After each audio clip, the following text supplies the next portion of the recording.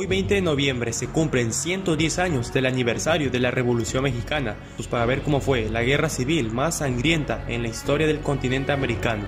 Para entender bien por qué inició la Revolución Mexicana, debemos ver los antecedentes, y esto nos remonta hasta 1876, en la que toma el poder Porfirio Díaz, veterano de la guerra contra los franceses.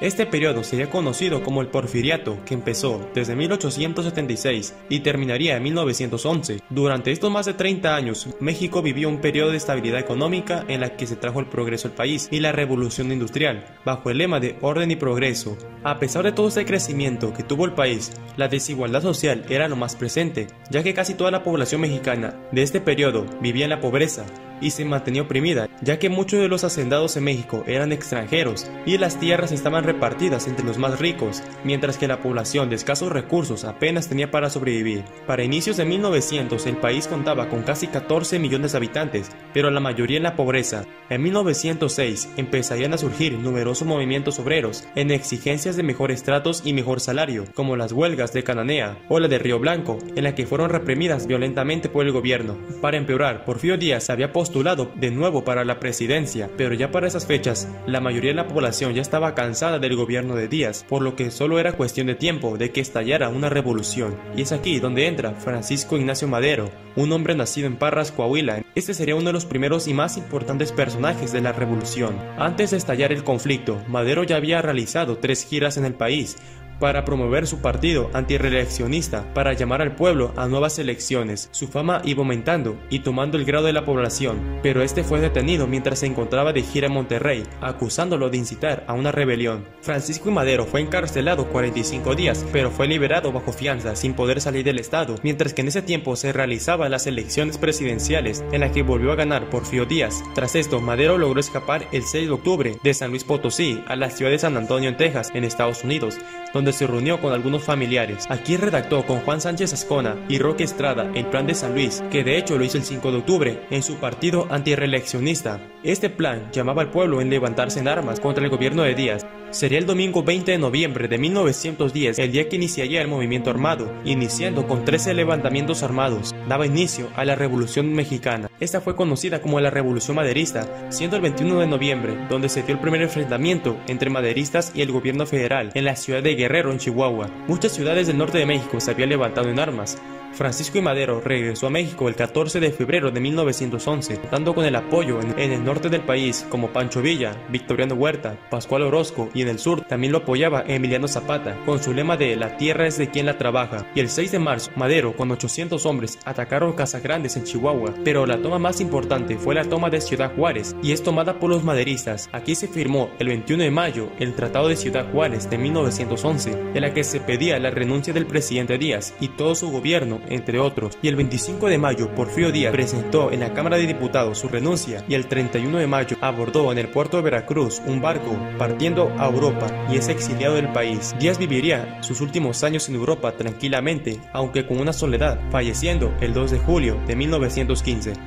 Tras la renuncia de Díaz, tomó el cargo de presidente interino el secretario Francisco León de la Barra el 25 de mayo, que estuvo en el poder por 6 meses, pero al final Madero, el 6 de noviembre de ese año, fue electo presidente de México, ganando las primeras elecciones en más de 30 años y reconocido por el presidente de Estados Unidos, Theodore Roosevelt. Ya a finales de 1911, con Madero en la presidencia, iniciaba un conflicto con los zapatistas de Emiliano Zapata, que tuvo problemas con Madero, acusándolo de no cumplir con sus promesas de repartir tierras en la reforma agraria, tras lo que Zapata proclama el Plan de Ayala el 28 de noviembre de ese año, en la que se desconocía al gobierno de Madero, y así se mantuvo el conflicto durante todo 1912, teniendo combates en el sur del país. También Pascual Orozco, que al inicio apoyó también a Madero, desconoció su gobierno y se alzó en armas, pero fue derrotado por el general Victoriano Huerta, al que Francisco I. Madero le tenía mucha confianza.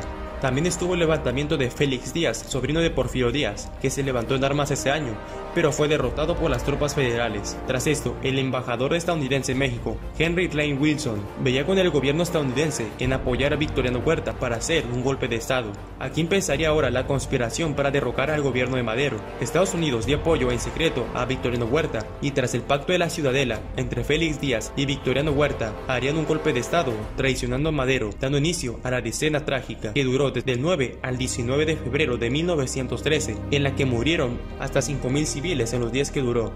Tras el exitoso golpe de estado, hacen preso a Madero y al vicepresidente Pino Suárez, que fueron asesinados poco después. También, días antes, el hermano de Francisco Madero fue asesinado.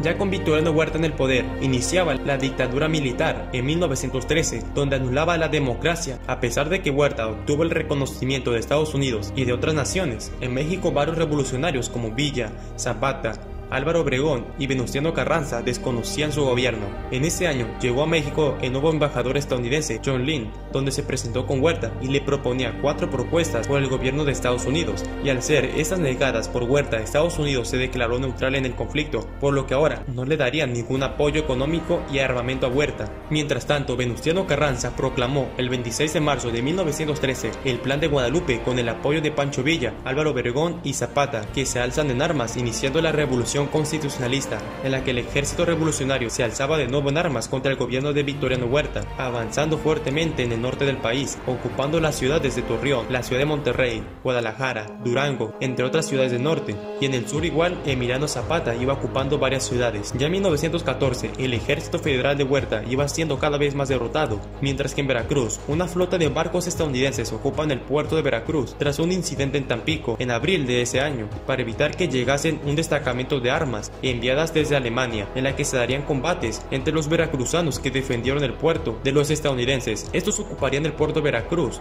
desde el 21 de abril al 23 de noviembre de 1914. Ahora Estados Unidos apoyaba a Venustiano Carranza, cosa que no favorecía a Huerta. Ya para 1914, la situación para el gobierno de Huerta estaba en un punto crítico. Los constitucionalistas avanzaban imparable con destino a la capital.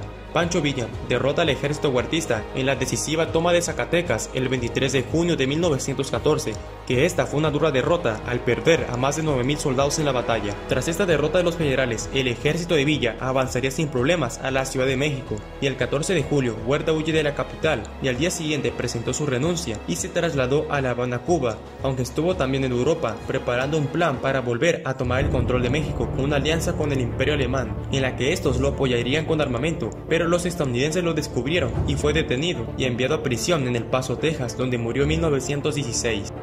El 14 de agosto se firmó el Tratado de Teoloyucan de 1914, donde se rendía el ejército federal. El 1 de octubre de 1914 se dio la Convención de Aguascalientes y que empezaron el 10 de octubre entre los 4 principales líderes revolucionarios, Villa, Obregón, Zapata y Carranza. Aquí se discutió en que Carranza renunciaría en ser primer jefe revolucionario y que aceptaran unirse al Plan de Ayala de Emiliano Zapata. Este aceptaría la renuncia si Pancho Villa y Zapata renunciaban como líderes de sus ejércitos del norte y sur. Tras esto se nombró presidente interino de México a Eulalio Gutiérrez, a lo que Villa, Obregón, Zapata estaban de acuerdo, pero Carranza no. A esto se le conoció como la Guerra de Facciones, donde se enfrentarían los constitucionalistas de Venustiano Carranza con el apoyo de Álvaro Obregón contra la división del norte de Pancho Villa y el ejército zapatista de Emiliano Zapata, tras lo que Venustiano Carranza saldría de la capital ante el avance del ejército de Villa y Zapata, que ocupan la capital del país el 6 de diciembre de ese año. Tras lo que Venustiano Carranza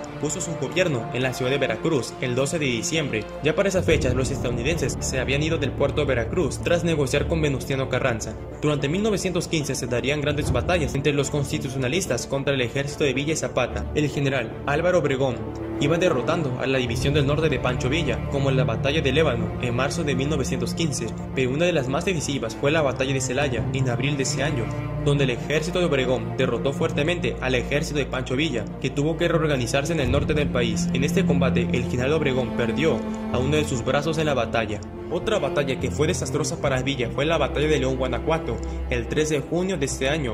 El ejército de Álvaro Obregón derrotó a la división del norte de Villa. Con todas estas derrotas, Villa y Zapata apenas conservaban unas ciudades en su control, Pancho Villa en el norte y Emiliano Zapata en el sur, mientras que Carranza recuperó la capital para inicios de 1916. Con el apoyo del gobierno estadounidense a favor de Carranza, esto no agradó a Villa, que el 9 de marzo de 1916 cruzó la frontera y atacó al poblado estadounidense de Columbus, en Nuevo México, donde se dio un combate. Tras este ataque, el gobierno estadounidense invade el norte de México en la llamada Expedición Punitiva, iniciada en marzo para capturar a Villa. En total movilizarían más de 10.000 soldados estadounidenses, pero fue un fracaso porque fueron derrotados en todas las batallas que se dieron entre la división del norte contra los estadounidenses, saliendo derrotados sin poder capturar a Villa, retirándose de México en febrero de 1917. Y el 1 de mayo de ese año, Venustiano Carranza gana las elecciones y es presidente de México. Ya en el poder aún habían grupos rebeldes, por lo que Venustiano Carranza empezaría a acabar con estos, siendo asesinado Emiliano Zapata el 10 de abril de 1919, entre otros. Otro hecho importante fue la promulgación de la Constitución de 1917 de Venustiano Carranza. Y otro suceso importante de ese año fue la intención de Estados Unidos de querer tomar los pozos petroleros de México, pero Carranza amenazó que si invadía México, estos incendiarían los pozos. Cabe mencionar que México y Estados Unidos no tenían buenas relaciones en esos momentos, además de que en ese año, en plena Primera Guerra Mundial, el gobierno alemán envió un telegrama al gobierno mexicano en la que le proponía a México que se uniera al bando alemán y este le declarara la guerra a Estados Unidos. Esto con el fin de mantener a los Estados Unidos fuera de la guerra en Europa, además de que si ganaba la guerra, México recuperaría una gran parte de los territorios perdidos en la guerra con Estados Unidos en 1846. A pesar de esto, el gobierno británico interceptó el mensaje y se lo hizo saber a Estados Unidos, que al momento le declaró la guerra a Alemania, mientras que México, para no meterse en otros conflictos, decidió rechazar el trato y de mantenerse neutral. Este telegrama fue conocido como el telegrama Sinderman. En 1920 se iniciaron nuevas elecciones presidenciales en las que Carranza eligió como sucesor a Ignacio Bonillas en vez de a su aliado Álvaro Obregón. Esto hizo que se levantaran armas contra él, junto con Plutarco Elías Calles y otros, que proclaman el plan de Agua Prieta en la que desconocían su gobierno. Tras el avance del ejército de Obregón a la capital, Carranza abandonó la ciudad para dirigirse a Veracruz, pero en el camino fue asesinado en una emboscada el 21 de mayo de 1920. Álvaro Obregón asumió la presidencia de México y en 1923 fue asesinado igual en una emboscada a Pancho Villa el 20 de julio. Algunos dicen que fue el mismo Álvaro Obregón el que lo mandó a asesinar. Obregón terminó su gobierno hasta 1924, pero que asumiría la presidencia Plutarco Elías Calles como sucesor de Obregón. Poco después, Obregón fue asesinado en 1928.